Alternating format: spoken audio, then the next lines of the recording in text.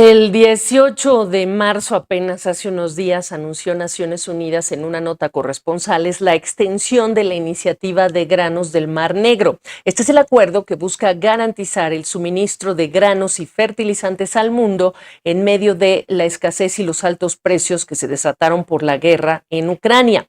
Naciones Unidas asegura que desde la firma de ese acuerdo entre Ucrania, Rusia y como mediadores Turquía y este organismo, unas 25 millones de toneladas métricas de granos y otros alimentos han llegado a 45 países. Y estamos hablando de trigo, de maíz, de aceite de girasol desde Ucrania y Rusia, y también el muy importante fertilizante desde Rusia. Pero ya contactamos al economista jefe de la FAO, la Organización de las Naciones Unidas para la Agricultura y la Alimentación, para ampliar en este tema. Máximo Torero, qué gusto saludarte. Háblame de los detalles que son importantes conocer en tu opinión respecto de esta extensión. Un gusto, Gabriela, un gusto hablar contigo. Bueno, primero que todo, la extensión es algo muy bueno, es una extensión por 60 días y van a seguir las negociaciones. La iniciativa del Mar Negro ha sido bastante exitosa para lo que fue diseñada para movilizar el grano fuera de Ucrania, ha movilizado más de 24 millones de toneladas.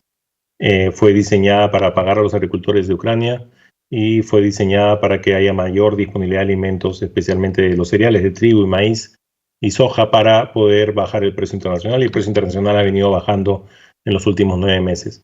Entonces es una buena noticia. Sin embargo, el mercado mundial de alimentos está un poco complicado, como era de esperarse, no solo porque hay menor exportación en total de parte de Ucrania y de Federación Rusa, pero también por la sequía que ha pasado en Argentina, que ha bajado la productividad del trigo, y también complicado por los costos que están incrementándose por los problemas de los fertilizantes, que aún siguen estando altos, a pesar de que el precio ha venido decayendo en los últimos meses, pero aún están 2 veces más de lo que estaban antes del periodo de la guerra, y esto ha afectado también el área plantada de arroz en el mundo, reduciendo la cantidad de arroz exportable, lo que ha llevado a que los precios de arroz empiecen a subir. Ahora, antes de pasar a esta segunda parte de tu respuesta, Máximo, los cómo me interesan que nos detalles. ¿Cómo ha sido posible sacar estos granos de Ucrania? ¿Cómo ha sido posible distribuirlos al mundo? ¿Cómo ha sido posible también retribuir con ingreso que es vital en este momento para estos productores? Esos cómo que nos detalles. Bueno, hay 2 acuerdos que se firmaron inicialmente entre el secretario general de Naciones Unidas, Turquía y Ucrania, que era para movilizar el grano de Ucrania por el Mar Negro, que es la forma más costo efectiva de hacerlo. También tenemos las líneas de solidaridad que se han armado a través de trenes, que también han movilizado grano fuera de Ucrania, pero eso es más costoso. Por otro lado, el segundo acuerdo es un acuerdo entre entre las Naciones Unidas, la Federación Rusa y Turquía. Y ese acuerdo es el que se preocupa más por el lado de las exportaciones del lado de Rusia, de fertilizantes y también de granos de Rusia. Entonces, este acuerdo, sobre todo el componente por el lado de Ucrania, ha funcionado. Se generó el diseño de las inspecciones y conjuntas, y con eso se logró movilizar el grano. Es importante seguir renovándolo, más de los 2 meses que se ha dado, porque eso va a ayudar a que la siguiente cosecha también se pueda exportar. Ahora, también es importante notar que hay países que han aumentado sus exportaciones de trigo, lo que ha compensado la caída de las exportaciones de trigo de Ucrania, que han sido alrededor del 30 al 35%. Ahora, Máximo, hablas de otros factores importantes que te preocupan, el tema del fertilizante con su efecto sobre la producción de arroz, el tema de la sequía en Argentina. Háblame del nivel de precios y de cuánto esa inseguridad alimentaria se alivia, e incluso esta idea de que se extiende por 2 meses, pues genera, me imagino yo, una incertidumbre en relación a esos 2 meses y cuando expire este plazo y el precio de estos insumos. No, por supuesto. Entonces, mira, primero hablemos de un producto que no está muy relacionado a los cereales que venían de Ucrania y de Federación Rusa, que es el arroz. ¿Qué es lo que ha pasado con el arroz? El arroz en los últimos 2 años ha tenido muy buena producción. Entonces, los precios del arroz eran bajos.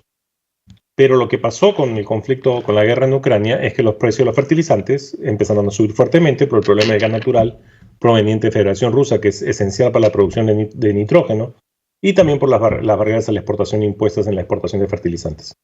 Eso que lleva a que la capacidad de los productores con precios bajos de arroz puedan seguir produciendo con precios tan altos de fertilizantes que se llegaron a multiplicar por 4, no les sea rentable. Y por eso decidieron plantar menos. Y por eso estamos enfrentando un problema pequeño aún en el caso del arroz. Entonces nosotros llamamos al problema del arroz la luz naranja, ¿no? Siendo la verde la mejor y la roja la peor. En el caso del trigo y del maíz, la situación es distinta. En el caso del trigo, tenemos el problema, ahorita hemos podido superar el gap de oferta de Ucrania, pero ahorita hay un poco de estrés por lo que está pasando en Argentina, que es un gran exportador de trigo en el mundo. Entonces tenemos que evaluar qué va a pasar al final y cuánto se va a reducir su exportación, pero eso ha puesto un poco en estrés la disponibilidad.